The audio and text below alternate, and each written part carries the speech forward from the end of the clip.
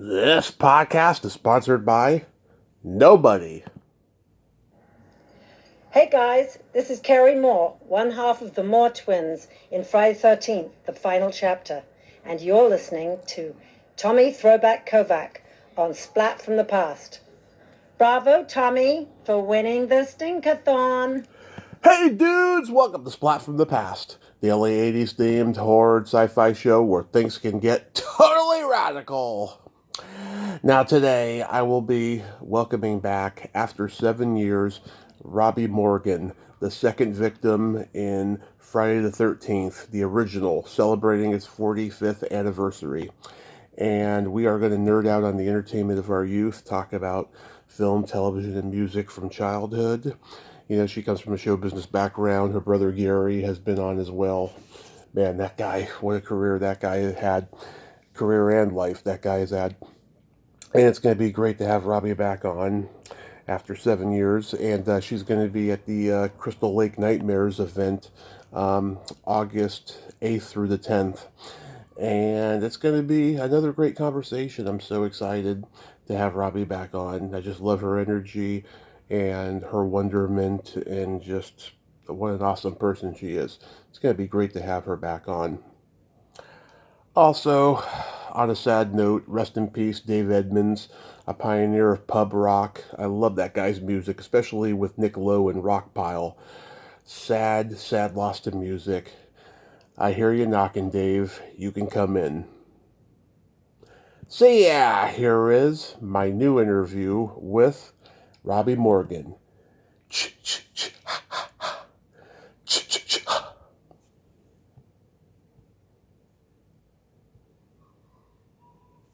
Hey, Robbi, welcome back. How are you today? Hey, Tommy. How you doing? I'm fantastic. It's been 7 years since we last talked, and a lot has happened in the world, hasn't it? Just a few things, I think, in 7 years. Exactly. We're lucky to be alive, but it's great having you back. Thanks so much. My pleasure. What's gone on with you in the last 7 years? Just podcasting. I've been so lucky. 2,400 interviews as of Monday. Wow. Yep. Wow. That's amazing. It is. So, going back in time, do you remember the first movie that impacted you as a child? Yes. Absolutely. There were a few, but you ready for the... I'm ready. That still gets me? Which one? Whatever happened to Baby Jane? Oh, yeah. That's a scary one. Oh. Yeah. Yep. To this day, I can't watch clips from that one. I don't blame you. What were the others? What? What did you say? What were the others? Oh, I got a few. So, definitely Baby Jane. The Birds. Mm-hmm. That's a great one. I love that movie. There are other movies that are in my cells that I love to this day, like The Greatest Show on Earth. Oh, that's a great movie. One of my all-time favorites ever. Of course, Singing in the Rain is right up there in my top. My gosh, maybe my favorite movie musical of all time would be Singing in the Rain. Yeah, love that movie. I got a lot. I got a lot more. Love that movie. Yeah, Back to the Future was the first one for me, and I know your brother Gary was the hoverboard stuntman on part 2. I know that. Yes, he was. Yep, we talked about it a couple of years ago. But, like, my parents used to, let me look at their yearbooks, and I always had this fantasy of going back in time in high school and seeing them, when they were in high school and stuff. Yeah, I think that's why that movie's so popular. Everyone loves it because of that premise alone, Sure, Back to the Future, yeah. Yeah.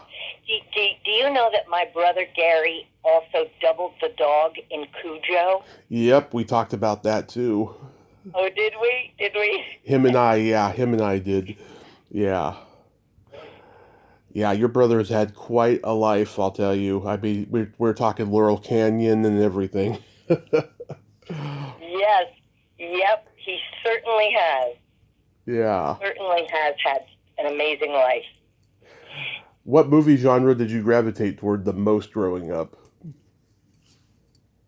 Well, I'd have to say movie musicals, because those were the only movies that were ever on in my house. Mm-hmm. You know, my mom and dad being in vaudeville, and, you know, having a dancing school. We lived on musicals and old black and white movies, you know, the old Betty Davis movies and, yeah, but musicals, definitely. Yeah, I mean, comedy and horror were always my favorites and stuff. I'm sure, you remember when, all the groundbreaking horror movies came out, like Night of the Living Dead, The Exorcist, and Texas Chainsaw Massacre. I mean, they were game changers. Oh, I did not see those movies because Yeah. they were too scary. I've never seen The Exorcist. Just the music, if a commercial came on for The Exorcist, I'd have to, change the channel. Too scary. So I've never seen them. Yeah. You know? Yeah, but when they came out, yeah, I mean, they were a big deal. They scared everybody. I mean, my dad and my stepdad, I mean, they went to go see they went to go see The Exorcist, and there were kids, running out of the theaters vomiting. It was so scary. It's so gross. Yeah. Oh, my gosh. Yeah. I would have never slept again if I saw The Exorcist.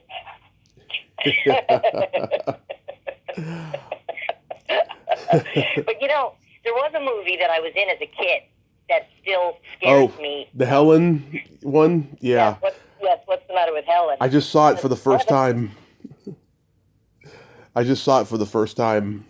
No? As a old Hollywood musical homage, it's fantastic. As a horror movie, it stinks. I thought it was pretty creepy. I mean, Shelley Winters was really scary in it, I think. Well, also, I have another brother that was also in the business, but he's not in the business anymore. Uh-huh. But when What's the Matter with Helen came out, there was that scene where the guy, that detective, was coming to talk to Shelley Winters, Mm-hmm.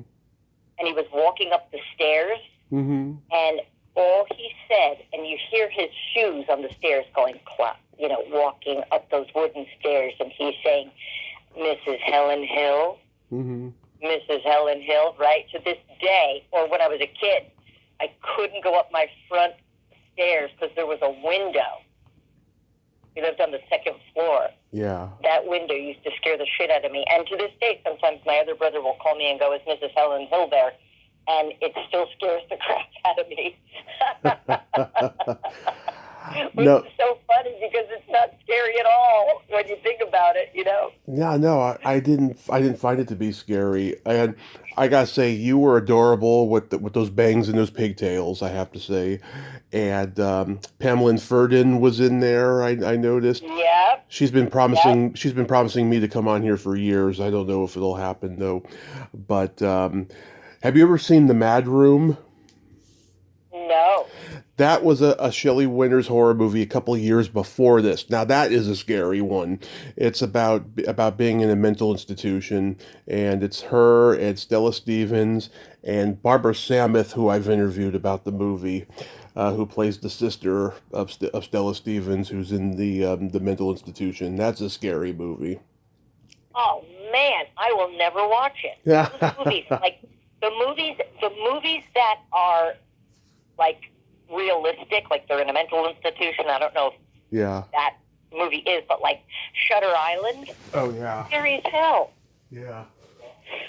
That is a scary one. Shutter Island was scary as hell, don't you think? It was, yeah. And yeah, I mean, some horror movies are just so cheesy that they're not that scary. I found Helen to be that one, But yeah, I mean, certain ones they still hold up as scary over time, Yeah. I mean, then there's Jaws, right? Oh yeah, Jaws. Who went in in the ocean after seeing Jaws. No one. Nobody. For years after Jaws came out, oh my God. I still don't go in the ocean. I know. It's crazy. I got Robert Shaw's nephew coming on this week to talk about Jaws for the 50th, so I'm pretty excited about that. Wow, yeah. What did you like for comedy movies? Comedies. Oh my gosh. Okay, let me think. Mm-hmm. What are my favorite comedies? I might have to ask my husband for help here because he's here too. Oh, I can tell you. What are my favorite? Well, wait. Let me think about this. Mm-hmm. Well, things like the Little Rascals. Oh. Ricky. Oh yeah. Oh yeah.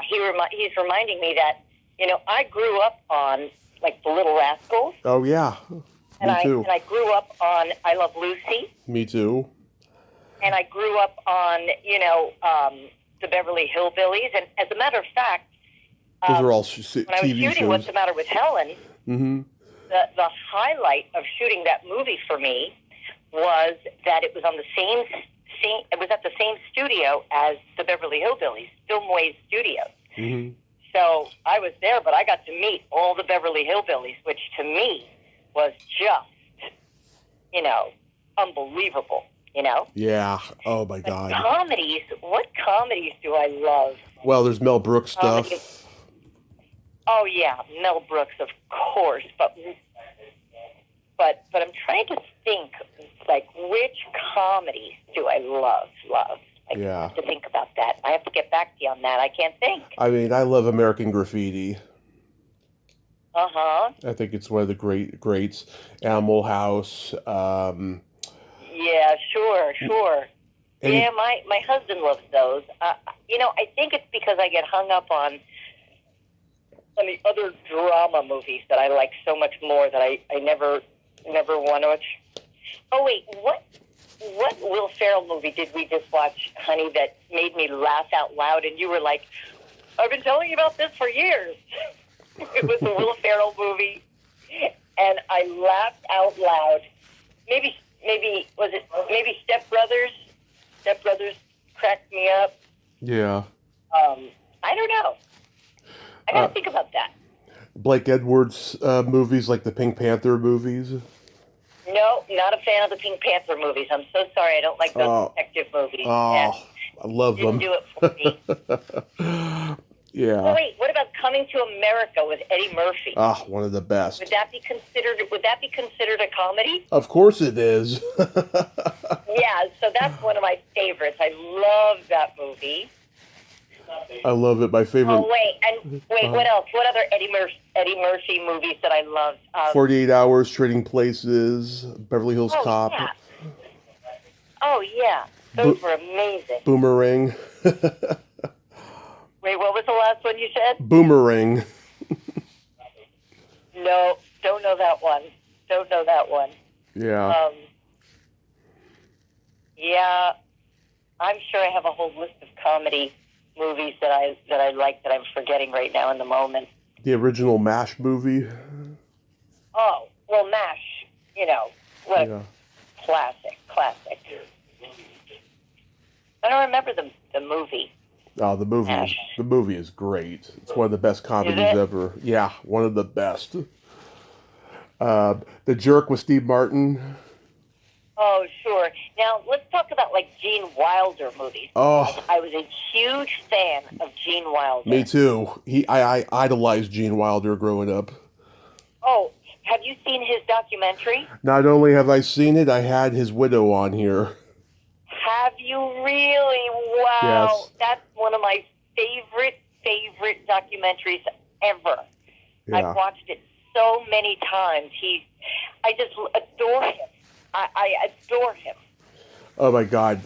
Not just his big hit movies, but I love the more obscure ones like "Start the Revolution Without Me" and "The Adventures of Sherlock Holmes' Smarter Brother" and "The World's Greatest Lover." But of course, I love the classics: "Blazing Saddles," "Young Frankenstein," "Willy Wonka and the Chocolate Factory." Oh, of course. Yeah. Oh yeah, the Frisco Kid was. Oh, that's hilarious. Funny. That's hilarious. But, even in the documentary, the way that they shot that heat about him changing his name, right at the top of the doc, when he says, my name was Gene. I can't remember his original name. What was his real name? Oh, Jerome something. Yeah. And it was like, no, his real last name. I can't remember his real last name, but he said, but I wanted to be Wilder. Yeah. and in the documentary, it's like, the way that they shot it. It was just so funny. And he was just, oh, wait, what about Silberman. It was Jerome Silberman was his name. Right. He's like, Jerome Silverman, that wasn't going to get me anywhere. I needed to be Wilder. Yeah. And he was just, my goodness. The way that he got the producers and the way he met Mel Brooks and all of it is just amazing. Yeah. No? It's fantastic. And then of course we're forgetting about Dick Van Dyke and Yeah. I know. We're talking about movies, Mary Poppins and Dick Van Dyke's movies, with Julie Andrews. Chitty Chitty Bang Bang. Chitty Chitty Bang Bang. I mean, I just talked about that the other day with somebody. Yeah. And I mean, God, Wilder was a hero of mine growing up. I loved it when he started doing those movies where he's the wrongly accused man, whether it's Silver Streak or the ones with Richard Pryor and stuff. It's crazy. I love The Woman in Red. That was a very edgy movie for him, and it had this wonderful midlife crisis message going for it that I loved. The Woman in Red. These are such great suggestions when we don't know what to watch. The Woman in Red. I got to watch that one. It's shot in my hometown, San Francisco. Oh, really? Yeah. Yeah. What an amazing talent he was. The best. Oh, yes, and then there's Arthur. But, Arthur. My middle name is Arthur because of that movie. Oh, yeah? Yep. You mentioned that your dad was a magician. Musician. Oh, musician. I thought I read magician. I was like, oh, great, we could talk about that. No. He was a musician. He made himself disappear in my mother's marriage, but that was about it. Got it. Oh, that's funny. That's funny. Yeah. Did you have any movie crushes? Oh, yes. Richard Dreyfuss in The Goodbye Girl. I wanted him to take me to my high school prom. Really? Yes. I had a very big crush on Richard Dreyfuss in that movie. Specifically, of course, in that movie. And then it was definitely Sylvester Stallone in Rocky. It was either going to be Richard Dreyfuss taking me to the prom or Sylvester Stallone. Those were the big crushes. Yeah. I mean, Cary Grant was a big one for me. My mom had this paperback book with all these beautiful black and white pictures of him. And, yes. And wait. Uh-huh. Top crush was Gene Kelly. Oh, yeah. Because I'm a dancer. So Gene Kelly, oh my God, gigantic, to this day. And there was another one that I had a huge crush on. His name is Jacques Dubois. Oh, yeah. And he was a ballet dancer, and he was in the movie Carousel. Okay, yeah. And, oh, God, did I have a crush on him. And I got to meet him. when my daughter was a ballet dancer, and we were at a big event, and he was there, and I got to talk with him and meet him, and he was even as an older man, he still had this way about him. I can't explain it. This love of life and this sparkle in his eye. Even as an older guy, he was still so attractive, and his spirit was so alive. You just wanted to be around him. Exactly. Yeah. You know, Natalie Wood was another big one for me. And oh yeah, me too. so many 80s movie actresses I've met and interviewed and become friends with and stuff. Yeah. So getting into Yeah. television, like what sitcoms did you watch growing up? Oh well, like I said, Uh-huh. it was definitely I Love Lucy. I loved Bewitched. Mm-hmm. Bewitched was another big favorite of mine. The Beverly Hillbillies, of course. And then when the Brady Bunch came out, it was like a whole world opened up. You know who my 2400th interview was on Monday? Who? Lucy's daughter. Really? Yeah, Lucy Arnaz. It was fantastic. Wow, you've got to talk with Lucy Arnaz. That's a really big guest, Tommy. Oh, yeah. I mean, I've had plenty of big guests, but that was just, oh my God, so many people were like, really? Oh my God. Because everybody loves Lucy. I know it's such a cliche, but it's true. Everybody loves Lucy. Yep. Wow. I can't even, I'd love to hear that interview because Oh, yeah. growing up with Lucy as your mom. But, it must have been, when these big celebrities are your mom, it's different. Yeah. Like Liza Minnelli talks about Judy Garland being her mom. When Liza Minnelli was first on stage with her, she said, "I saw my mom become Judy Garland. She was no longer my mom; she was Judy Garland." Oh. And I'm sure with Lucy, it had to have been the same thing because your mom is your mom. I mean, you see your mom in her pajamas. You see your mom with no makeup. You see your mom as a regular person. Right. Did you watch? Did you watch like Get Smart and F Troop and Green Acres? Yes. Yeah. Yes. Not so much F Troop, but definitely Green Acres. Definitely Petticoat Junction. Hogan's Heroes. I wasn't a huge fan of Hogan Heroes. The only thing I liked about Hogan's Heroes was learning how to play the theme song on a piccolo. Do do do do do do do do do. Yeah. Yes, because I played the flute. Yeah. But I learned how to play that little theme song on a piccolo, and that was a big accomplishment. Yeah. Da, da, da. How does it go? I can't remember. Do do do do do do. Da, da, da, da, da, Yeah. da, da, da, da, da, da, da. That was like a little trill that you used your pinky for. Da, da, da, da, da, da, da, da, da, da, da, da. Yeah. Yeah. But trying to think what other. Those were the main shows. I mean, you had Beverly Hillbillies, I Love Lucy, Bewitched, I Dream of Jeannie. I Dream of Jeannie. Yep. Those were. Did you watch One Day at a Time, Mark? I didn't really watch One Day at a Time. I did. Yeah, no. Those shows that we're mentioning were my absolute favorites. Yep, Dick Van Dyke. Partridge Family was a big favorite. Oh hell yes. Big Partridge Family fan. I got the entire series on DVD and I watch it now and I'm like, wow, this show was kind of edgy in its time and I can't believe how adorable Shirley Jones was. Yeah, I mean those were our right. Yeah. Those were our favorites. That's what we grew up on for sure. Yeah. David Cassidy. Oh my gosh.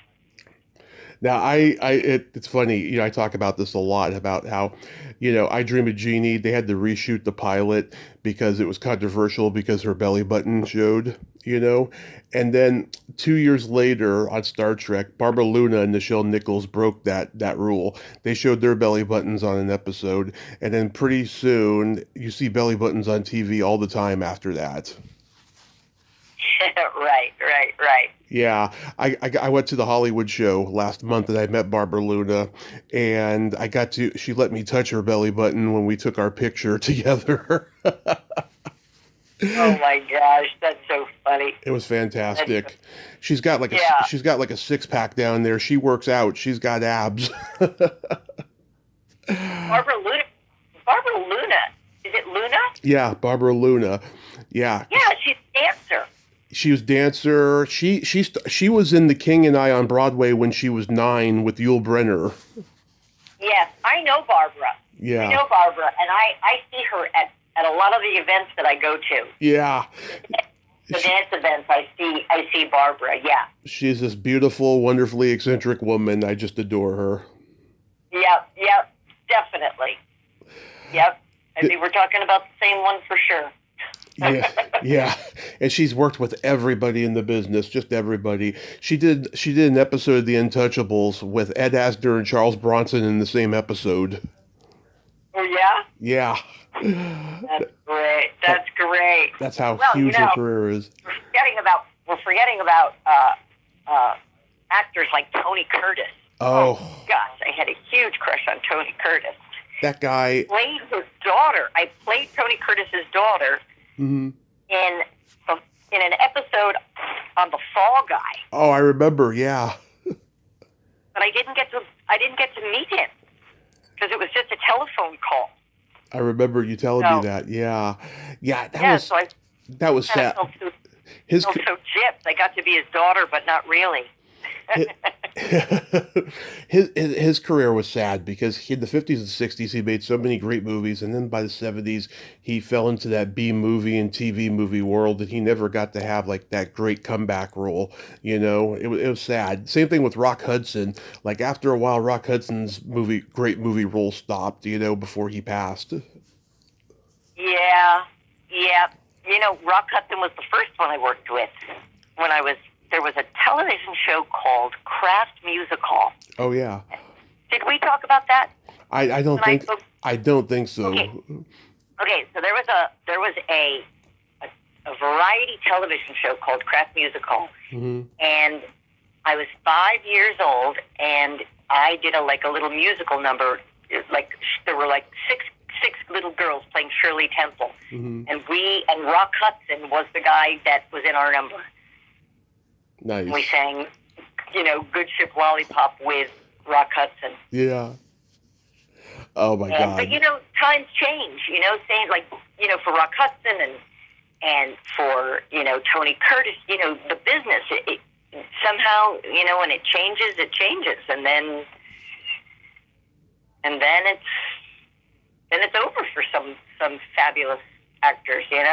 Absolutely. I mean, I look at so many people's careers who had great movies in the 50s and 60s, and by the 70s, I don't know, something happened and they just weren't doing, quality films anymore. It's strange to me, but I mean, certain people got lucky, Paul Newman. I mean, he did great work all the way until his passing, but yeah, but look at Paul Newman's wife, Joanne Woodward, Joanne Woodward. She had a huge career, and that kind of, went by the wayside. Yeah. But Paul brought her back in, and I think he directed a movie that she was in. I can't remember the name of it. Oh yes. That was a very interesting story. It has gamma rays in the title. I remember that movie. What is it? Yeah, something gamma rays. Yeah.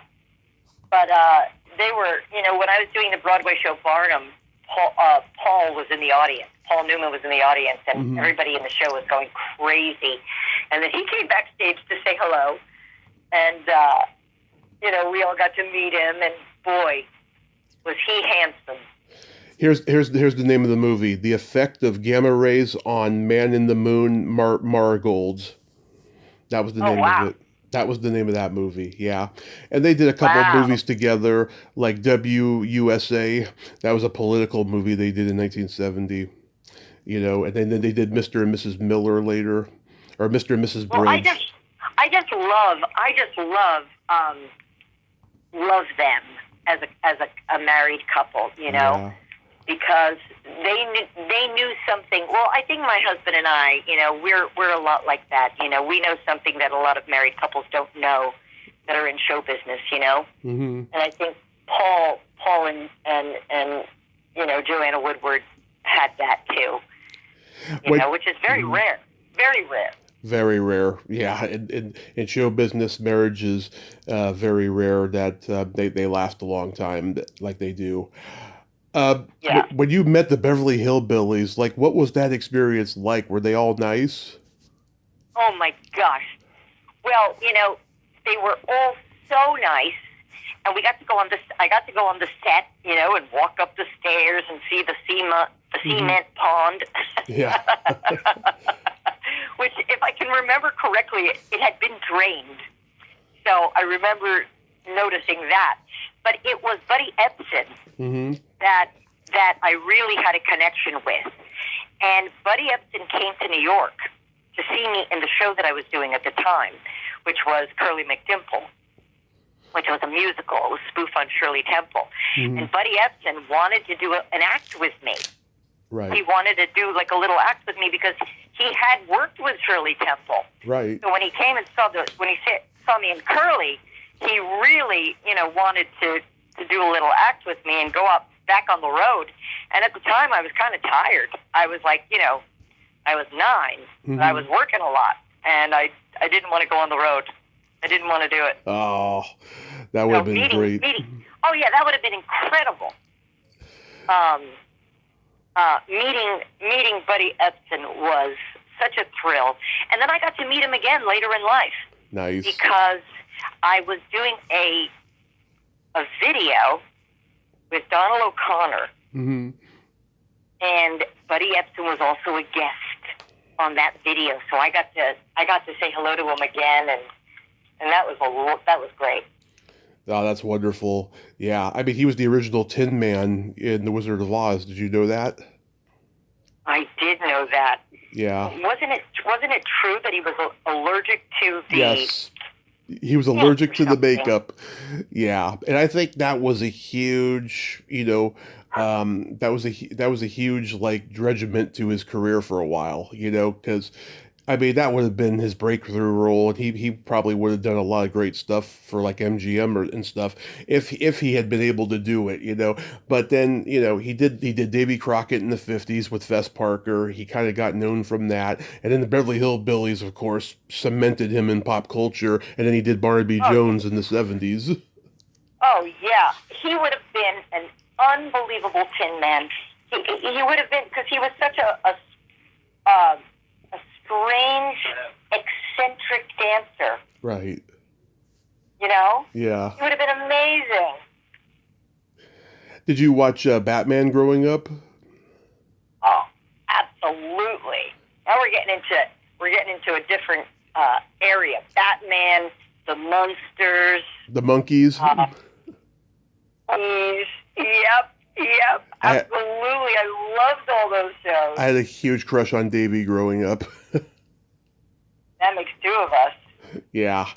And yeah, I mean, I got to see the Monkees live when I was 14. It was just the 3 of them. Michael wasn't there, and they drove off the baseball field in a Cadillac. Oh wow. What's interesting is I went to see the Neil Diamond Broadway show the other night. Oh yeah. And I had no idea that he wrote for the Monkees. Oh yeah, he wrote I'm a Believer and A Little Bit You, A Little Bit Me. Yep. Which was so cool. So cool to find that out, Yeah, those are great songs. Yep. And then Dark Shadows came on the scene. Oh. It's funny, a lot of horror movie actors I've talked to are big Dark Shadows fans, and that's where their reference for horror first originated. That's funny. Yeah. I used to watch Dark Shadows a little bit, but again, I wasn't a big, I was kind of a scaredy cat. I never liked horror movies, even movies. There was a movie called The Cage. Oh yeah. I don't know if you remember that, but that scared the crap out of me. It was about a woman's prison. Yeah. Kid, that black and white movie. So yeah, Dark Shadows. I would watch it a little bit, but. Yeah, I'm late to the party. It wasn't until the Tim Burton remake came out that I became aware of Dark Shadows, and I found out that there had been a reboot on when I was a kid and didn't even know it. And so I've watched the old episodes, and like I've had Catherine Lee Scott on here, and I've had the little girl Sharon Smythe, who was just awesome, and I've familiarized myself with Dark Shadows in the later years. Uh-huh. It's pretty interesting. Crazy. Well, I was talking to somebody recently that said that the horror movies today, can't compare No. to say Friday the 13th Part 1, because Right. they're so over the top, and CGI and all of it today is like just beyond your imagination, Whereas Friday the 13th and those older movies, those older horror movies, had kind of like an innocence about them, They did, and they had humor, and they had somewhat slow build-ups, but not as slow today. I just think movies are so slow. I'm just like waiting for the first kill, like every time I watch one. I'm just like, come on, get to the point, guys, Oh, my goodness. Yeah. Yeah, well, I can't really speak to that because I don't really go see any, horror movies, and I know. sometimes we'll put something on TV, and I'll tell my husband, I'm like, nope, can't watch it, turn it off. Now, were you scared by the Twilight Zone or Outer Limits or Alfred Hitchcock Presents, any of those kind of anthology horror sci-fi shows? Yes, we always watched Alfred Hitchcock. And we always watched The Twilight Zone. And I think the Twilight Zones were much scarier. Yeah. Yeah. Oh, gosh. The doll in the closet? Yeah. Holy shit. Talking Tina. No, she wasn't in the closet. She was behind the wall. Yes. Yep. Telly Savalas. Yeah. Talking Tina. I love that episode. I love the one. Oh, my God. I bought my daughter a doll, that says, Mama. And I was like, you know what? We got to get rid of this doll. It's too close. There was an episode where Susan Gordon, the daughter of Burt Gordon, who directed The Amazing Colossal Man and Village of the Giants, all these cheesy creature feature movies, she is a little girl who hangs out with this old man who can turn himself into a bat and all these different things. And Nancy Culp is her aunt, who's very abusive to her. And Stephen Talbot, who played Gilbert on Leave It to Beaver, who I've interviewed, is her best friend. And I love that episode. It's really, really devilishly clever, I think. Well, those Twilight Zones were, scary as hell, I just recently watched Hitchcock with Anthony Hopkins. The movie. Yeah. And I thought Anthony Hopkins was amazing in it. Oh. And it was, The Birds, of course, was one of those scary movies that I grew up with, Another one shot close to my hometown. Yeah, I love The Birds. That's probably my favorite Hitchcock movie ever. Oh, yeah. Scary as hell. Can't see, anytime a bunch of birds are gathering together, I'm like, okay, here it is. And Suzanne Plachette was a hottie. Who? Suzanne Plachette. Suzanne Plachette. Yeah. Yep. Did you watch Lancelot Link's Secret Chimp? No. That's where, monkeys are wearing human clothes and their voices are being overdubbed by humans. And he's like a secret agent monkey. Nope. Never watched it. Oh, it lasted maybe 2 years, but it was like a short-lived phenomenon. but loved Planet of the Apes. Loved Planet of the Apes. The original Planet of the Apes. Oh my goodness. Huge Planet of the Apes fan, especially the first movie.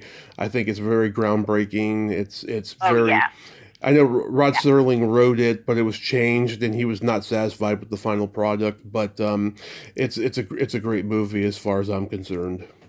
Oh yeah, and being a huge Charlton Heston fan, I loved it. I absolutely loved it.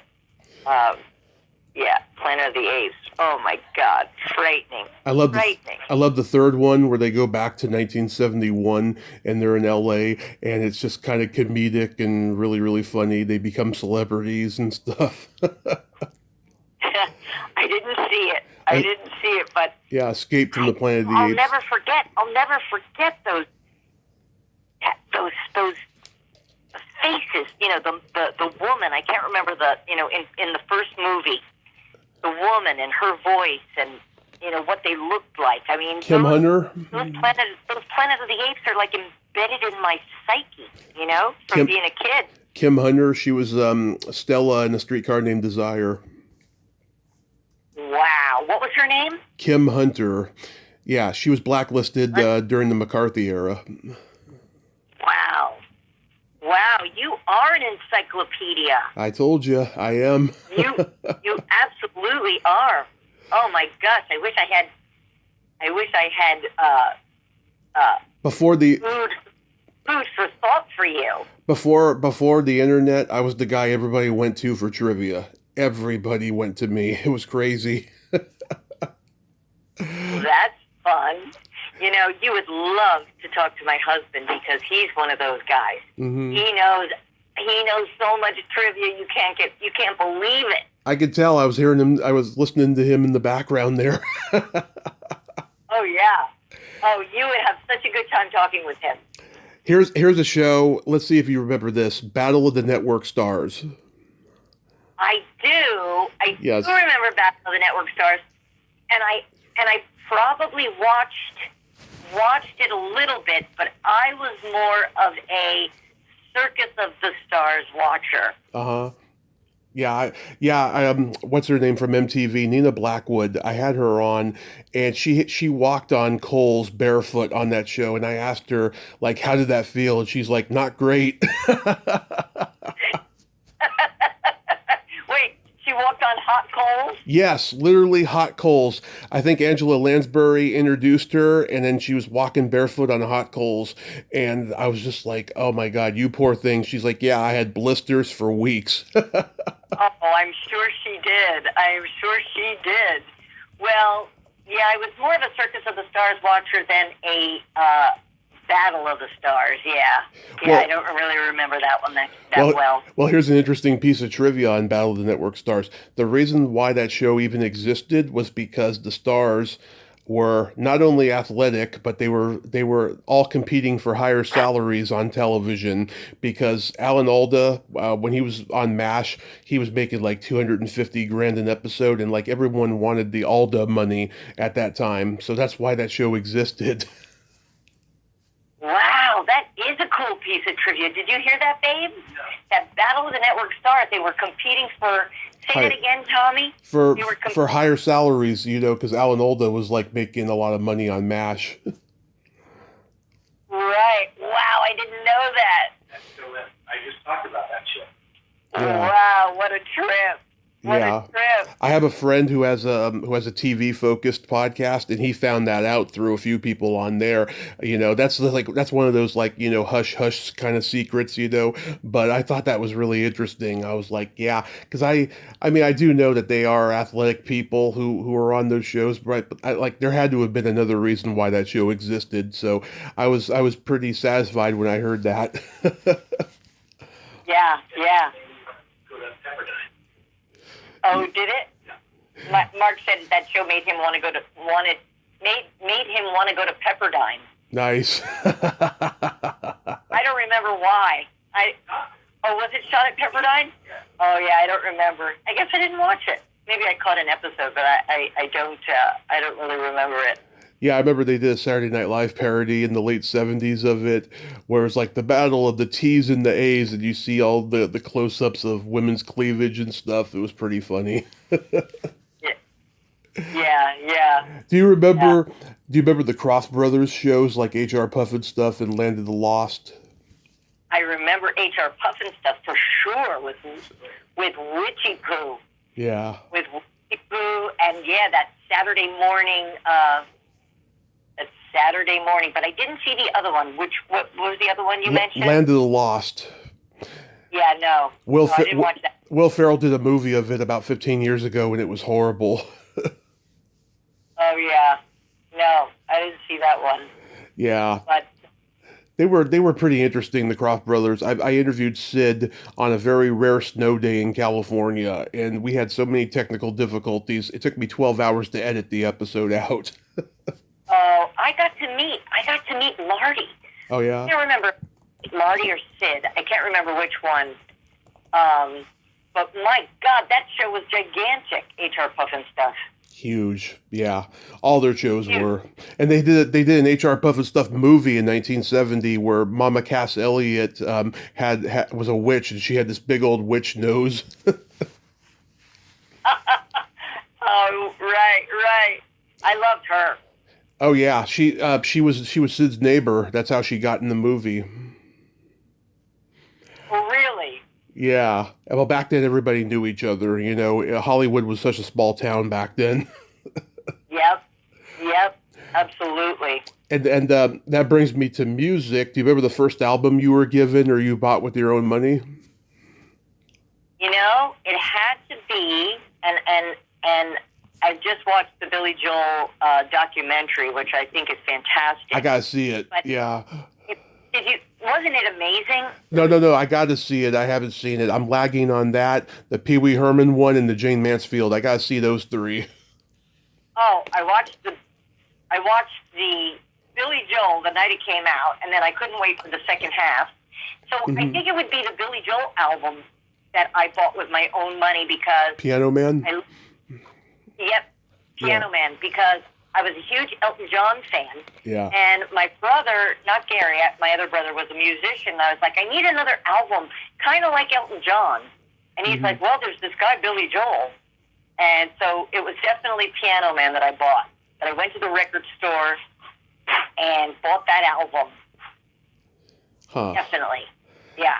Yeah, we had 52nd Street on vinyl when I was a kid. We loved that album. Oh, yeah. And you're going to love the documentary. It's Oh yeah. It's pretty amazing.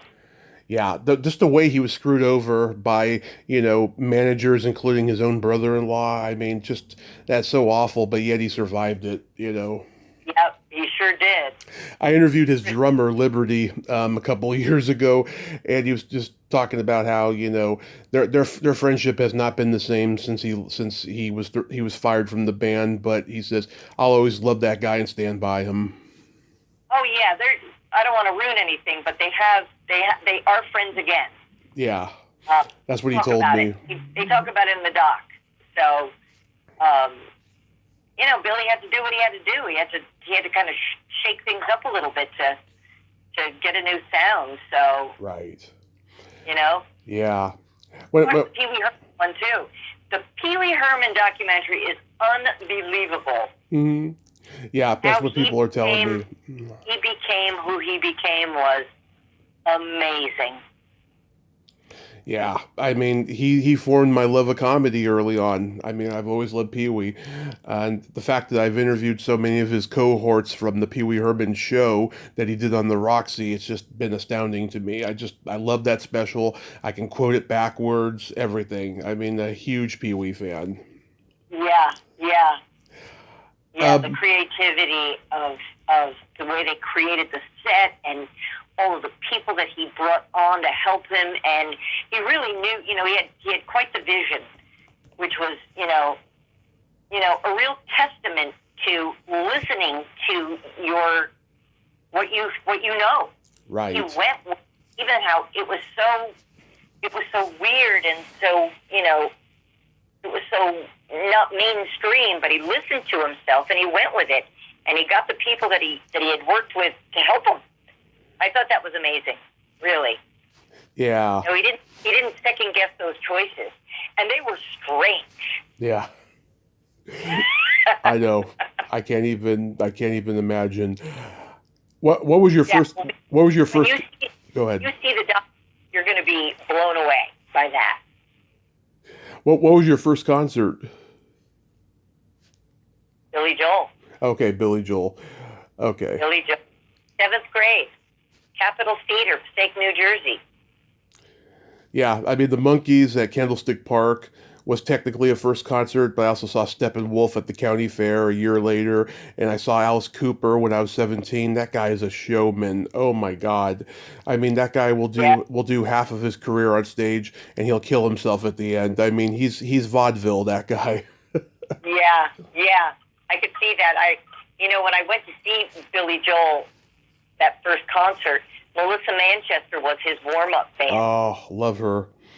Which was, pretty cool. Like, that was really, really cool that she was the warm-up, before she was a gigantic star. I want to get her on here because she played piano on the first National Lampoon comedy album and a couple of the funny songs, and I'm a huge National Lampoon fan.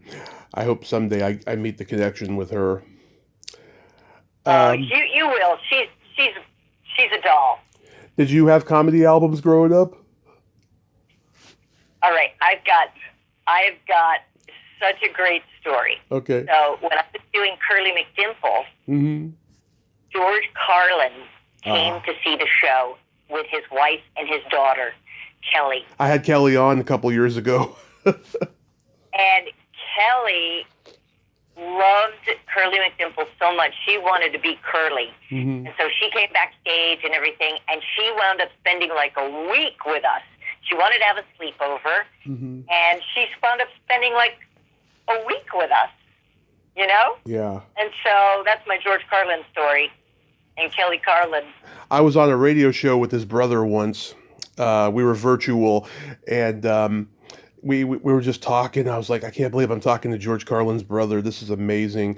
And this is right when Trump announced that he was running for president in the first term, and he was just so damn funny. He's like, why is he taking Andrew Dice Clay's comedy act and applying it to politics? It doesn't make any sense. That's for sure. Right. It was pretty crazy. Yeah, when I was growing up, we had Lily Tomlin's This Is a Recording on vinyl, still a brilliant album to this day. Cheech and Chong's Big Bamboo. Talk about Laugh-In. Laugh-In was right in there with all those other shows that we grew, that we loved. Yeah. Where all those, Ruth Buzzy and Lily Tomlin and Goldie Hawn, that whole Laugh-In era was amazing. Yeah. Carol Burnett, the Carol Burnett Show. Those were shows I never missed. Yeah. My God, she was just brilliant. Just fabulous. But I don't know, we didn't really listen to comedy on vinyl growing up. Yeah. The only time I started listening was way, way, way, way later when Joan Rivers came out with a comedy album. Oh, yeah. And then I listened to that one, and it's funny as hell. Yeah, she was very funny. Very funny. Yeah. So you're attending Crystal Lake Nightmares in August, right? You know what? That's coming up. I am. Yes. Oh my God, I wish I could go. I could only do one LA trip, each year now and stuff. But because I went last month for the Hollywood show. But it's exciting. Oh my God, even Deborah Hayes is going to be there. Now, tell me who Deborah Hayes. Remind me of who Deborah Hayes is. She's the first victim of the movie. She's the folk singer at the beginning. Oh, right, the blonde. Yeah. Yes. I hope someone gets her on a podcast so it can, give me a lead to figure out how to reach out to her, because she's a monumental part of the franchise, and especially the beginning of that movie, because she sets the tone to make it look so innocent and sweet. Right. Right. But you must be excited. You must be excited about this. Adrian's going to be there, and Ari and Savini and all of them. And Sean's going to be there. Oh, yeah, it's going to be fun. It's always great fun to see everybody, Yeah. For the 4th anniversary, it's going to be fun. And that's coming up. Yeah, it's coming up in just, a week and a half or whatever. What's the craziest thing anyone's ever asked you to sign? Huh. Jeez. Yeah. I don't know. Not too many. I can't think of anything off the top of my head that was too crazy.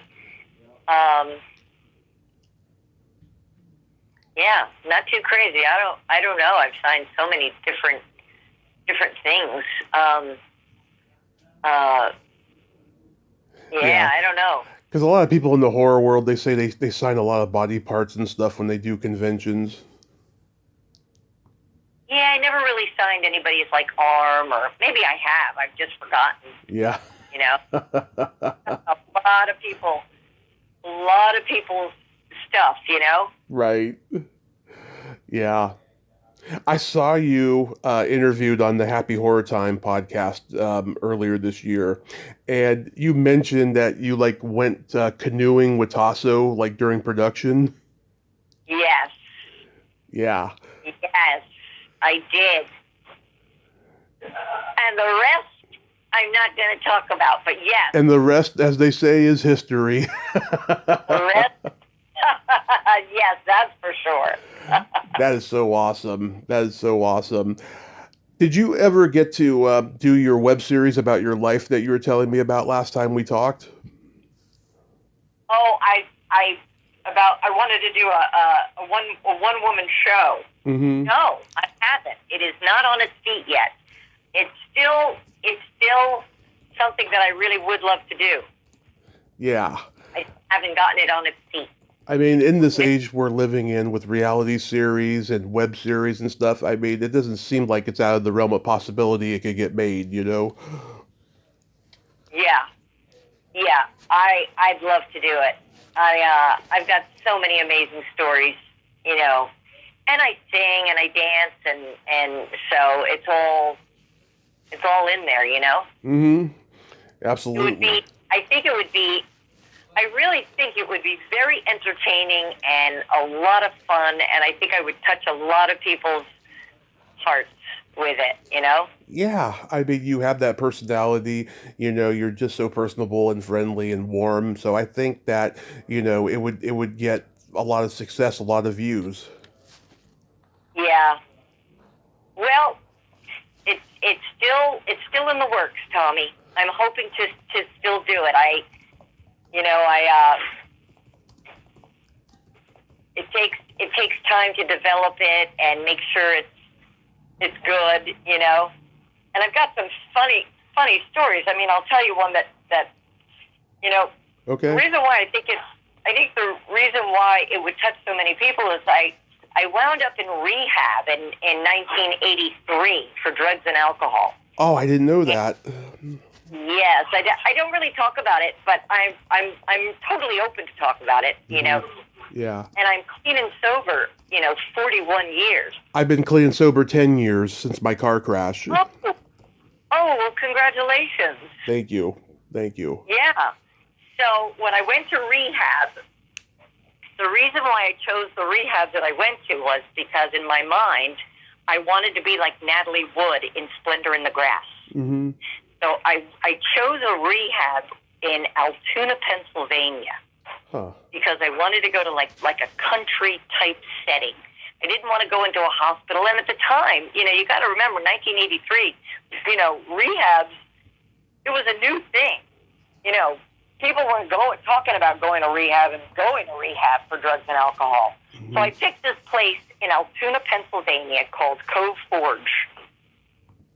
And I went in over Christmas, so over the month of December, and I brought my, you know, growing up, going to the circus was a very big deal in my family because my mom and dad were acrobats.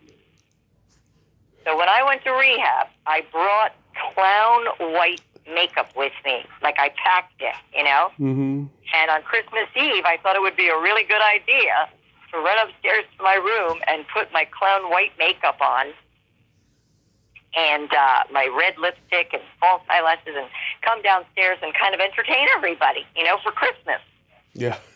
You know, at the meeting. Yeah. And I came down and my counselor took one look at me and he was like, "What do you think you're doing?"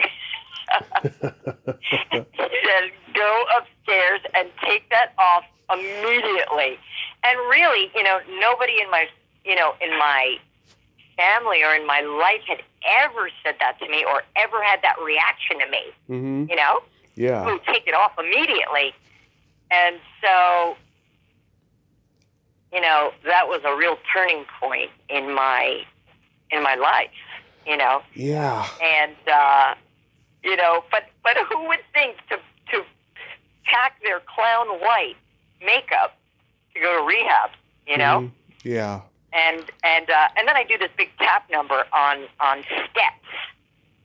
Like my husband built me wooden steps, like Bojangles, you know? Bojangles was the famous tap dancer that would dance on steps.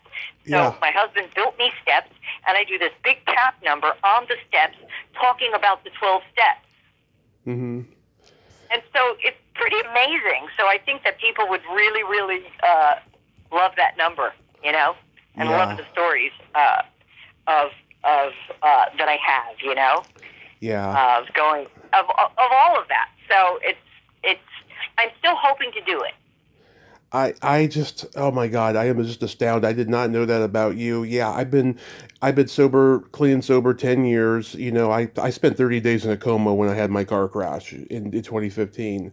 And I got the worst of the injuries. I mean, I had a heart attack, everything. I mean, oh my goodness. I mean, I told this to Lucy the other day. I went up to Comedy Heaven and I hung out with her and Robin Williams. I swear to God. And it was just the most profound spiritual experience of my life because it led me to this podcast where I get to talk to everybody I grew up watching, listening to, etc. And it's just been a blessing and a gift to me. Wow. Well, congratulations. And, you know, it changed my life. It changed my life. It gave me my life. It did. You know? It did. And I am forever grateful to Cove Forge, which, you know, when I first got there, thinking of Natalie Wood and Splendor in the Grass, you know, I thought I would get to rehab and they'd give me arts and crafts and paints and all that stuff. I mean, I had no idea what I was getting myself into, you know? Yeah. And when I arrived, I was like, okay, I'm ready for my paints, you know, my easel, and it wasn't like that at all. Yeah. Which I think is really, really funny. I mean, in my mind, I really thought it was going to be like Natalie Wood, you know? Yeah. Oh shit! Was that a rude awakening? Do you give like TED Talks or like you know, lectures, you know, to like drug counselors or anything like that? Well, I'm asked to speak at meetings. Mm-hmm. You know, so I still speak at meetings. You know, whenever I'm asked, and still go to meetings. And you know, as you know, Tommy, that's the medicine. That's the medicine. medicine. You can't keep it. You can't keep it if you don't give it away. So, right. And I really don't talk about it too much to you know, when I'm doing these things. Mm-hmm. But I'm so glad that I did bring it up because, you know, we've got a connection. We do. It's so wonderful. And I thank you so much, Robbi, for coming back on and nerding out with me today. This was so much fun. Oh, it was so much fun. And I look forward to seeing you at one of the shows maybe one day. I hope so, yes. I hope I get to meet you at a con one of these days. And until then, enjoy this one coming up and the rest of your summer. And be safe. You too, Tommy. Be safe. Thank you so much. Thank you. Bye-bye. All right. Bye-bye. Well, there you have it. Robbi Morgan. Ain't she a sweetheart? Oh my God. Like I said, she's got a bubbly personality, and I don't know why she couldn't have her own reality show, because I think it would be very successful. She's got such a great personality and warmth to her, and wow, I didn't know about the sobriety. God, you learn something new all the time. Damn it, that's the curse of being a good interviewer, is getting people to open up like that. I mean, it really is. I mean, I don't go looking for that stuff, but then it just happens, and I'm just so happy it does. It was just so wonderful. It was great to talk to her again. Well, until next time, this is Tommy Throwback Kovac saying, there's no shame in living in the past, because the present sucks. Later, dudes!